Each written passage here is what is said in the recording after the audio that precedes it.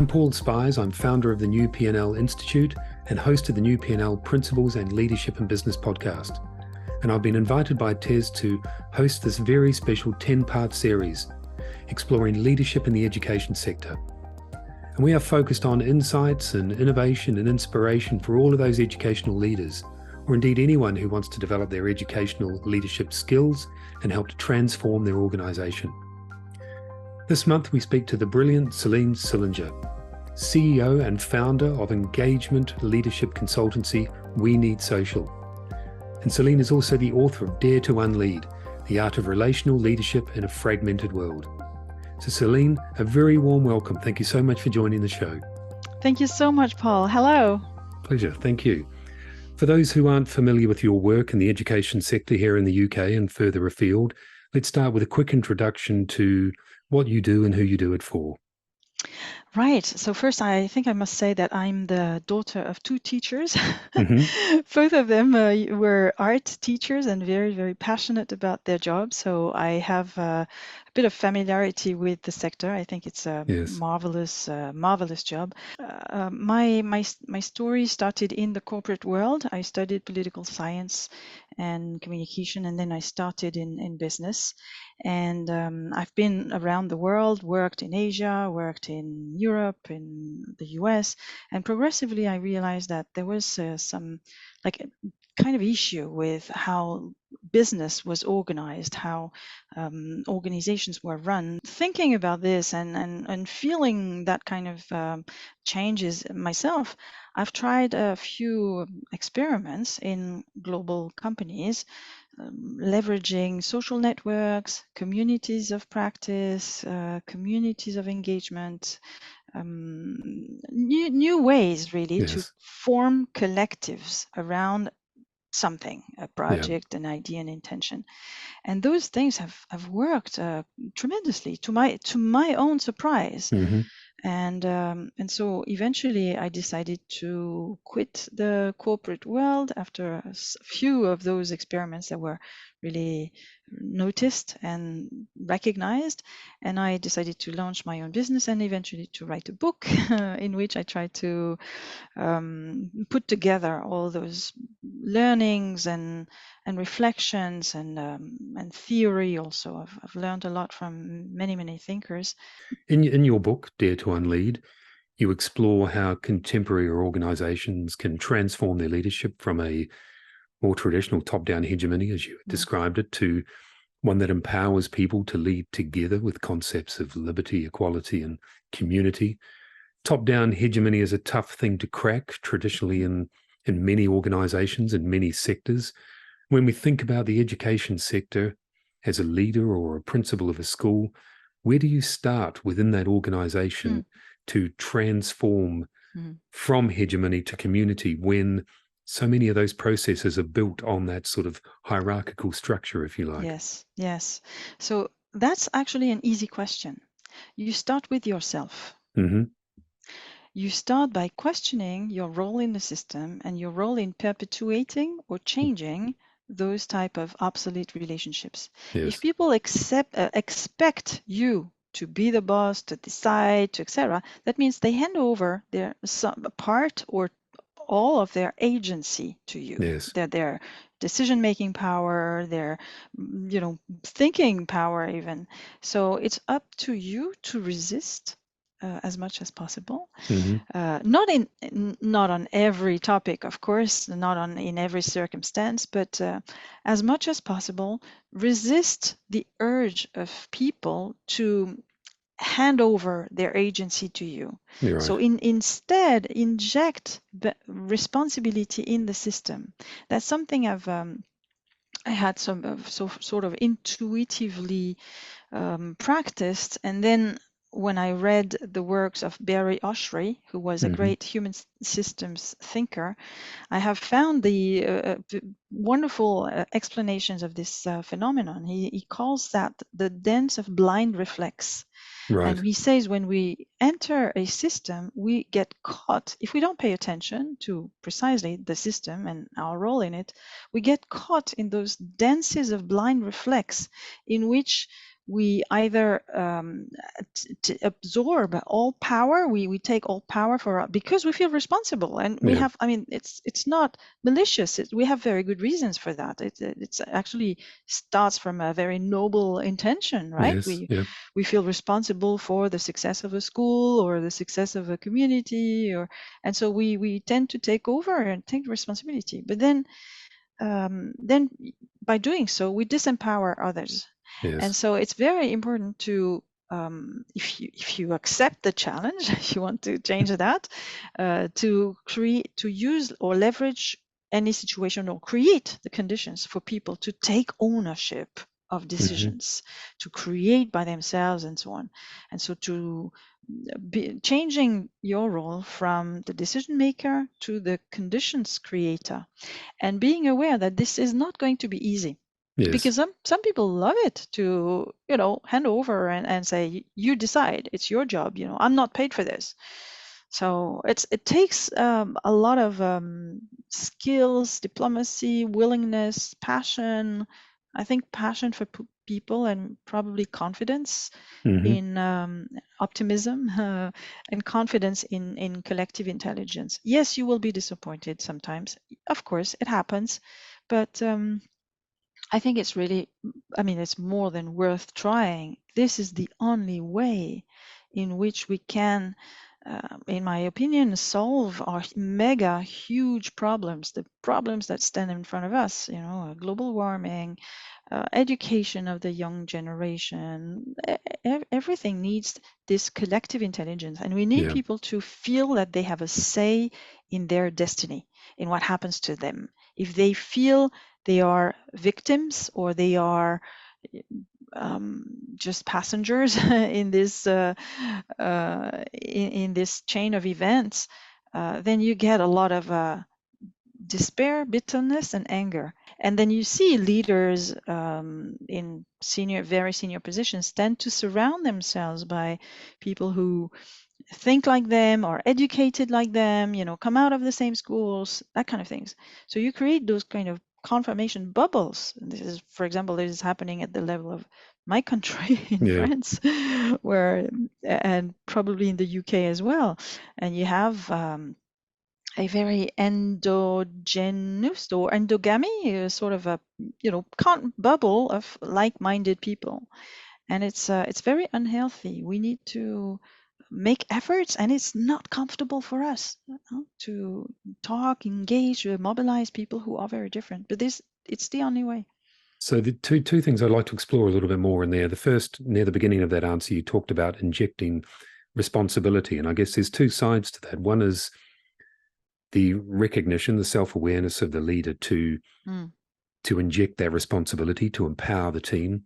Yeah. The other is obviously the desire of the team or individuals within that collective to accept that responsibility. Yes. And I wondered whether there were practical examples or tools and techniques that you could suggest to ensure that both sides are thinking the same thing, and what is given over is also accepted and taken and utilized. Yes, that's a great question. I think there's a simple technique, which is to start with non-threatening opportunities. If you hand over huge responsibilities to people without having, prepared the conditions, and without having established those social bonds, relationships of trust, confidence, self-confidence in people, you will fail for sure. So I suggest to start with, so once you've done this, your self, examination, and you're ready to go on and really, and you're ready to be consistent with the challenge of empowering others, or actually enabling others is a better word. Then I would say first, find where the energy is already. There might be already, seeds of self-empowerment. Where is it happening? And can you, grow those seeds? Can you support, help, etc., so that it doesn't start from you, but it starts from something that is already there. Yes. Already some people are collaborating on something, a cross-functional project, whatever, or a passion, an interest, and so on, or an opportunity, an event coming, and then so maybe suggest or create the possibility for people to get to produce something that if it fails is not going to jeopardize their career or their status, or it's okay. So let's consider it as a trial, but if it succeeds, then people will be proud, will feel proud and happy of this collaboration, this engagement, this something different that they've created, stepping out of their role or job description or etc. And that's why I love the volunteer projects, for example. But you can't ask people to volunteer on things that are extremely heavy or risky or that consume, a lot of work. You have to start small and then build those, have those possibilities, create connections, willingness, pride, etc. And that's how you progressively build more committing, I would say, engagement projects. The other point I'd like to explore from the previous answer was around the confirmation bubble. And there is a balance to be struck, because too many of the same voices ends up with just single hands of power. Too many contradictory voices can sometimes end up in inertia. Yes. How do we find that balance when you are a leader who recognizes the need to empower, to spread that, to break down that hierarchy, to spread the responsibility? How do you strike that balance between removing the confirmation bubble but not creating inertia in the process? Yes, that's great. That's another great question, Paul. I think we need to consider situations in which consensus is not needed, because consensus plus diversity of thoughts means paralysis. You get inertia, obviously. But if you invite people to go ahead and create what's needed, and the what's needed has to be articulated, or how can I say, you create a direction, right, by having people join forces in support of a common vision. And once you have this common vision, so established with at least a representative sample of the people you are trying to mobilize, then you let people free to do whatever they want that supports this common vision. Yes. And then you will see not one project in which you have to align everybody, but plenty of projects that will gather, either 5, 4, 10, 20 people. It doesn't matter. Yes. But you will have a diversity of action in support of a common goal. And that works much better, because then you benefit from the diversity of thoughts, diversity of perspectives, but you do not need to align people under a single umbrella. Understood. People find people who have an idea and think that yes, it does support this big opportunity or this big vision we've established together, then they will go on and do it and make it happen. And if others don't want to move, fine, you don't need 100% of your people to be mobilized.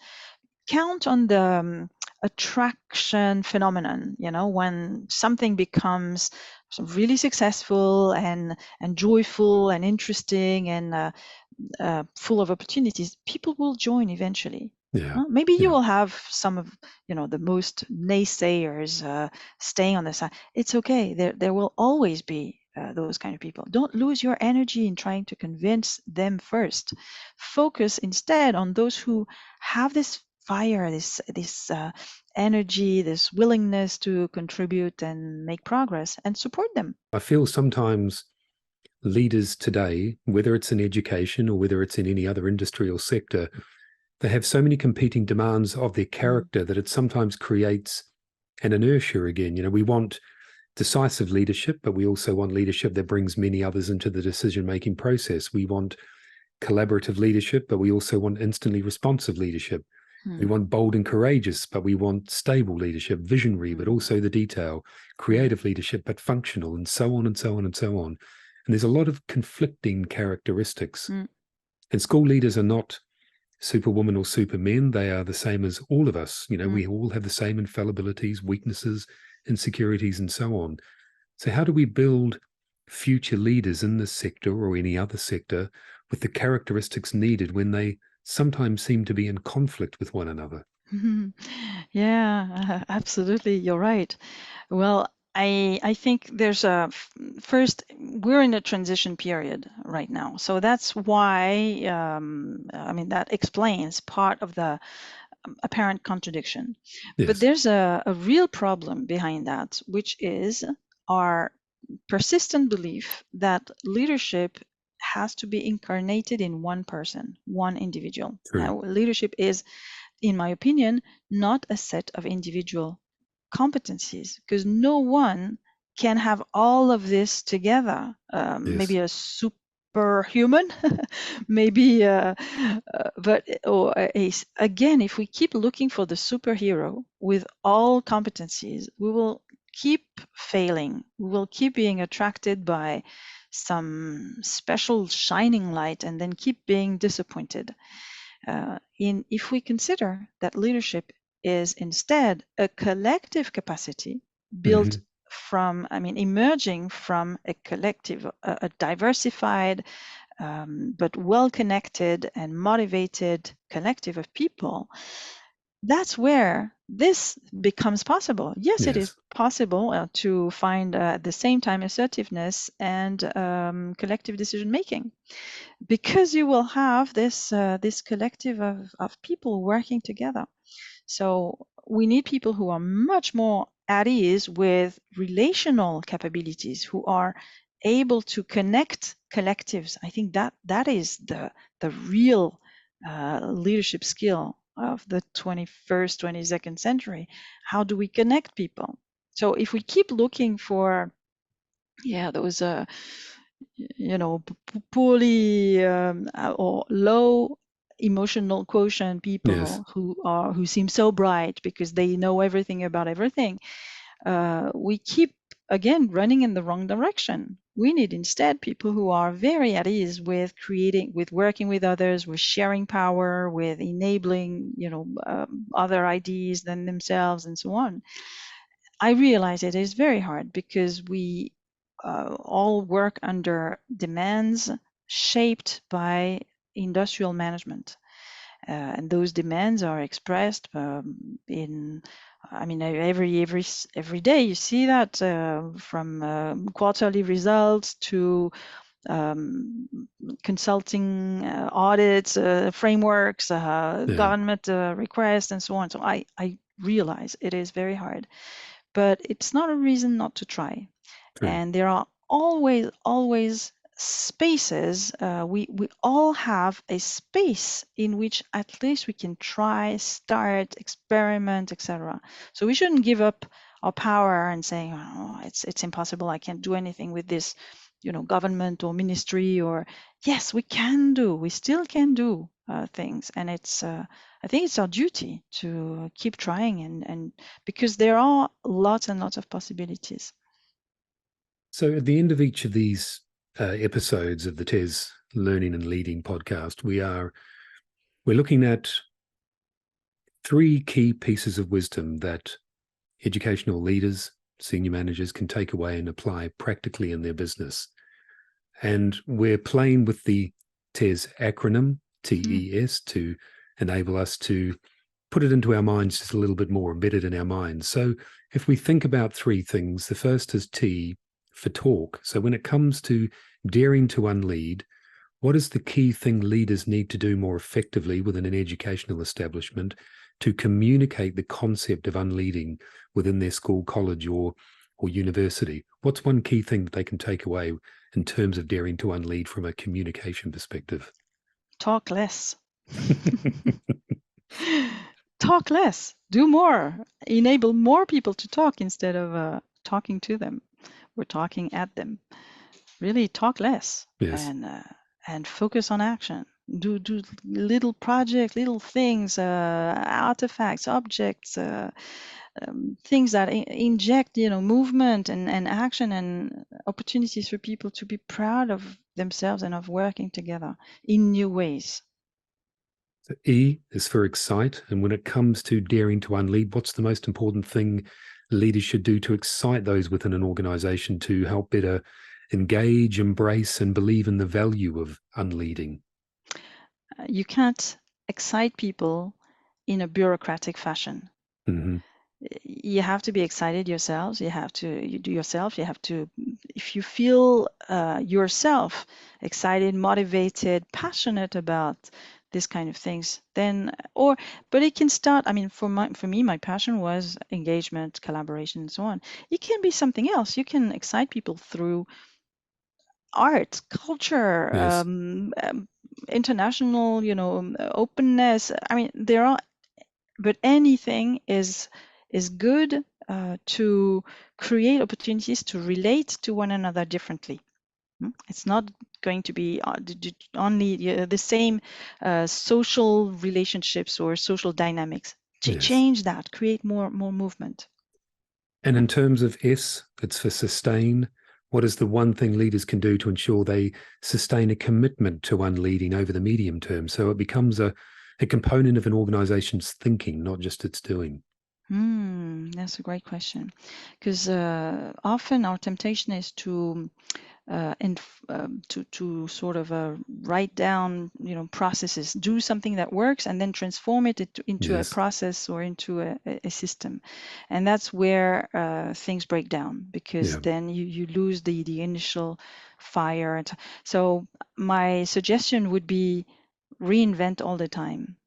If something has worked in the past, well, then do something different in the future, because it's the act of co-creation that really keeps people motivated and engaged. It's not the whatever you produced in the first place, that maybe even if it was seen as a big success, it was the act, it was the process, the discovery, the discovery together that was amazing, that produced these wonderful results, event, service, whatever.